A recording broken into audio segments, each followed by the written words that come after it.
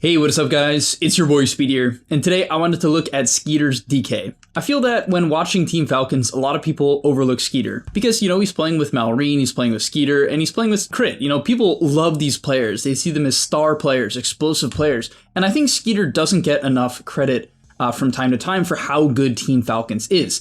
In this match, he plays his classic Dragonite with Blink Dagger. The average Dragonite in this tournament is going Armlet, into BKB, into Mask of Madness, into Daedalus. They're trying to 1v9 the game, but skiter understands his role in the game. He knows how to carry the match from a different perspective, from a different way, and so I want to show you guys what he's doing to make that happen. And even if you don't want to play Dragonite in this exact way in your pubs, I think it's really valuable to see how he does it so you understand the game of Dota at a higher level. On top of that, go sign up to the gameleap website, guys. I'm posting new content over there almost every day, and I'll see you there. Okay, so I'm going to skip past the laning stage because it's no different than your average DK carry. He's going pretty standard items. He went Treads, or Bracer into Treads, and he queues up a Null Talisman. I think the Null Talisman is interesting, instead of going something like Raindrops, really playing for a bigger mana item. I don't know how I feel about it. I feel like Raindrops might be better. Either way, his first major timing comes here at minute 7. I just thought this play was really, really cool and really heads up, so let's see it happen.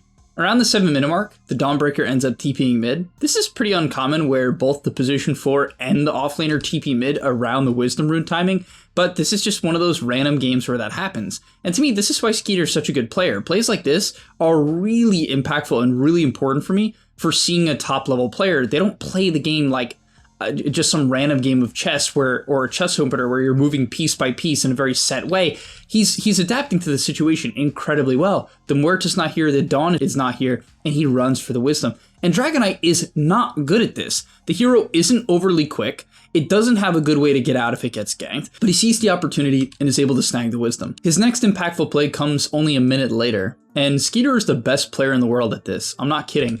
He seems to shift queue it. So you'll see here, in order to hit the gate, if you're playing on Radiant and only Radiant, if you move command to the north side of the gate and then shift queue the gate, you can basically walk up to the gate and hit it from the back.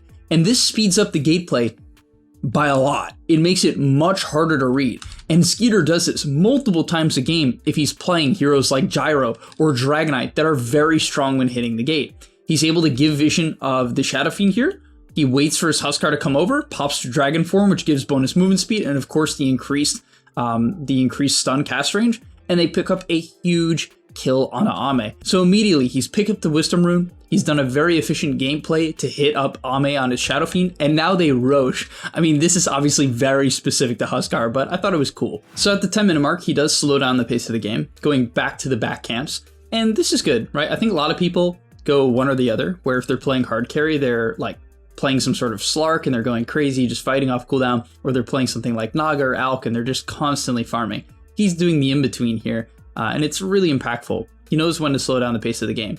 Why slow down the pace of the game now? Well, to me, the biggest thing is the mid tower's dead and the top tower's dead. So the enemy team's positioning will very frequently become very defensive. Now, in your pubs, if you take both of these towers, and the enemy isn't playing defensive, they're still playing here, then yeah, you can keep killing them. Just in these pro games, people are good enough to know that, oh, my tower's dead, I can't be there anymore. Okay, I'm, just not going to be there anymore. So skiter, in response, isn't also going to be there. He's just, going to start farming. So love this, makes a stack on the back camp, farming up his blink, waiting for his next timing, just like the average hard carry would. At minute 12, he farms up a really strong blink timing, and he's going to look for his next move.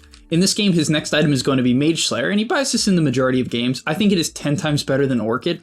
I see a lot of Orchid Dragonite, and I get it. It upgrades into Bloodthorn, it gives you a lot of solo kill potential, but what it doesn't do is it doesn't make you tanky. Against heroes like Earth Spirit and Muerta and even Shadow Fiend in the early game, you're pretty damn squishy if you don't buy something like BKB or Mage Slayer or, I guess those would be the main two items, maybe Hurricane Pike. So I really prefer this item build. Now let's look at the sequence for how he plays fast with this Blink Dagger, because you don't want to immediately force it and you need to make the play with your team.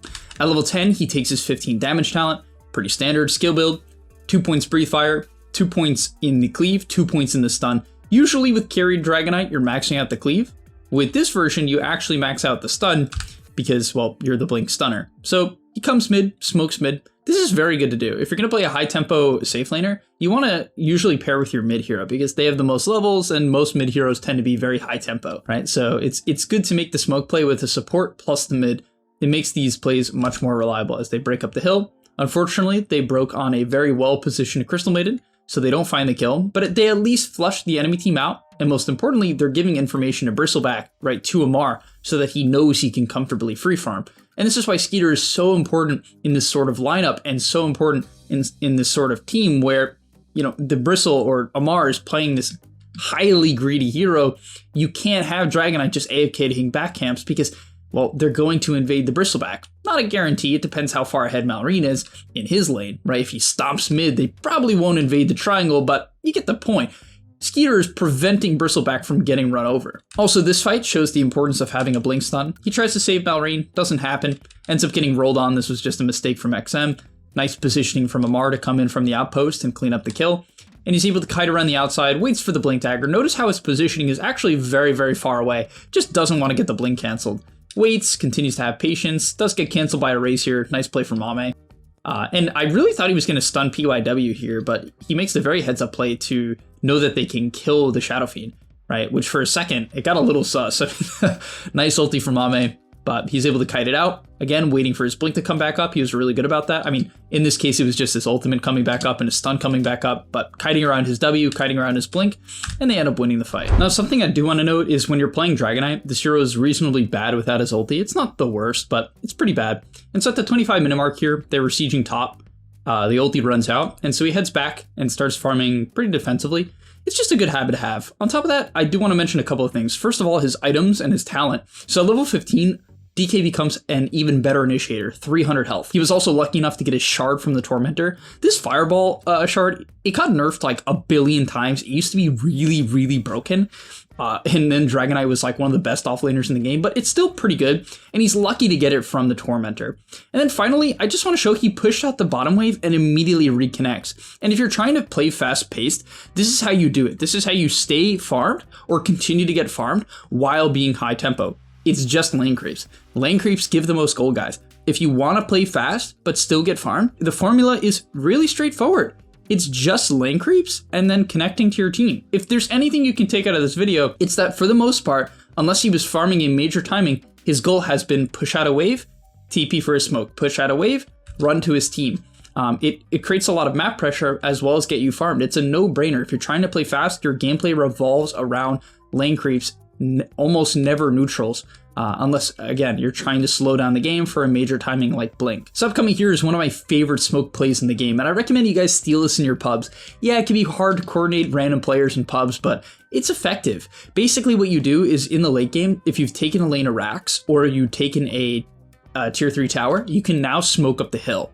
And when you can smoke up the hill, you can get vision of the hill, right? You can most importantly jump on that wave. It's really hard to do this if there's a tower there because your smoke will break on the tower.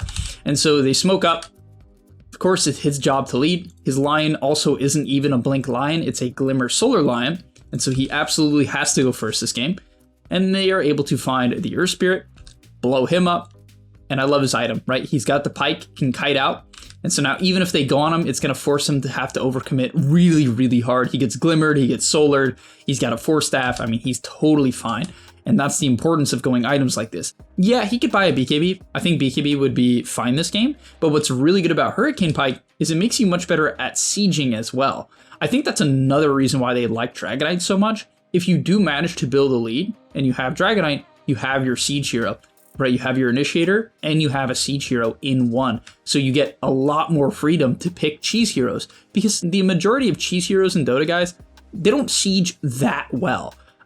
You could say Broodmother, maybe, you know, it depends if they can kill the spiders or not, but not really, right? Most cheese heroes like Razor or just even greedy heroes like Bristleback or Huskar, they don't siege. Huskar is not a siege hero unless you're a billion gold ahead and your matchups are perfect, right? It's just not going to work. Dragonite can siege in almost any matchups, and so it allows them to pick Huskar 18, Bristleback 23, and just have this disgusting draft that's also well-rounded. All right, and finally for his last item, he's going to pick up an AC, which generally I don't like. I think on Dragonite, you typically don't need the armor. but it's fine, you know, especially against Shadow Fiend. It's pretty reasonable. It's going to give armor to your team as well, which is really good against his, you know, Presence of the Dark Lord and Lasting Presence facet. It does enable your team to stay alive against SF a lot longer. On top of that, as I was mentioning, it's his job to siege, and so having the AC for the buildings is super impactful. However, they do another smoke up the hill. I just want to show that this play, even if the enemy team knows it's coming, is really almost impossible to deal with. It's how you break open these late game scenarios, and people ask me a lot, like, Speed, how do I end the game late game? This is the way, right? This is the play. And so yeah, they smoke up the hill again, find their Earth Spirit. Very hard to respond. They drop the Dawnbreaker ulti, but there's just too much magic damage, so the evasion doesn't save. And the game is pretty easy from there. Goes for the stun on the Muerta. She actually dodged it with her ult. It's crazy that Muerta can dodge stuns with her ult. Such a bizarre hero. But yeah, that's going to be about all for today's video. I do want to say you can also play Dragonite as a mix. So he's kind of doing the all-in like utility build where you're going Blink into Mage Slayer into Pike. You can go Blink into like into Armlet, into BKB, into Daedalus, right? You can buy a Blink in the early game because you have greedy cores and you want to help initiate, and then scale back and go for a right-click build. You can do both as well. So there's a lot of ways to play Dragonite. It's a really, really cool hero, pretty high skill ceiling, but if you learn these things, you can really have impact, high impact in all different kinds of team comps. So all right, thank you guys so much for watching. I'll see you in the next one, and I'm out. And that's all, but remember, before you leave, come on, before you tune out, subscribe to the GameLeap website where we are going to help you get to the next rank. If you're stuck, click the link down below, and I'm out. Peace.